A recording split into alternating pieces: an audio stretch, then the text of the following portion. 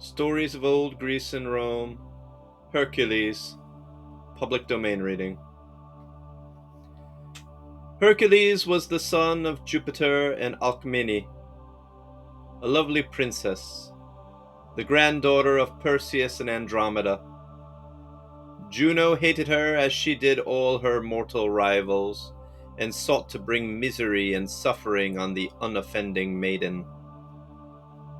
When she learned that Hercules, the son of Alcmene, was born, she sent 2 immense serpents with poisonous fangs to attack the child while he slept. The baby happened to waken just as the creatures were twining themselves about him, and the baby, grasping their necks in each of his tiny hands, strangled them, thus showing from his birth the wonderful strength that was later to make him a famous hero. The education of Hercules was entrusted to Chiron, the most renowned of the centaurs, who had himself been instructed by Apollo and Diana in hunting, medicine, music, and the art of prophecy. The idea of a creature that was half man and half horse was not repulsive to the ancients, who were too fond of a horse to consider man's union with him degrading. When Hercules left the kindly tutelage of Chiron, he set out on his own adventures, and before he had traveled far, he met 2 beautiful women, each of whom offered to guide him on his journey. He met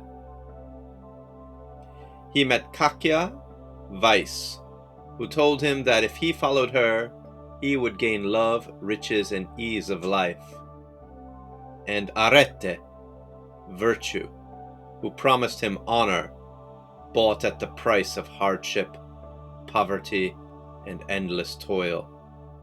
For a while the youthful hero deliberated over the 2 very different rewards offered him, and at last he gave his choice to Arete, who henceforth led him through many perils and into the labors such as no man had yet ever performed.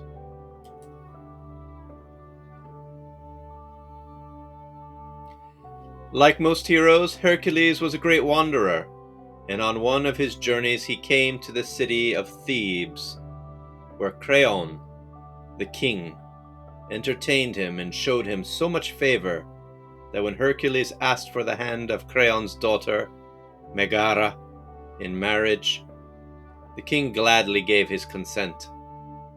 The hero then rested from his wanderings and spent many happy years in the society of his wife and children.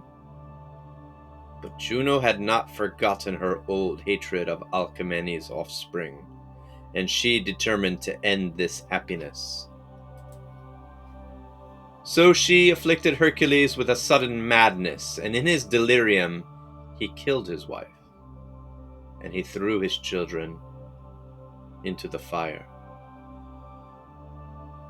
When at last he recovered his senses, he suffered grief terribly over the thought of the crimes that he had unwittingly committed, and would have gone off to the mountains to spend his days in sorrow, isolation, and remorse, had not Juno demanded that he should expiate his deeds of bloodshed.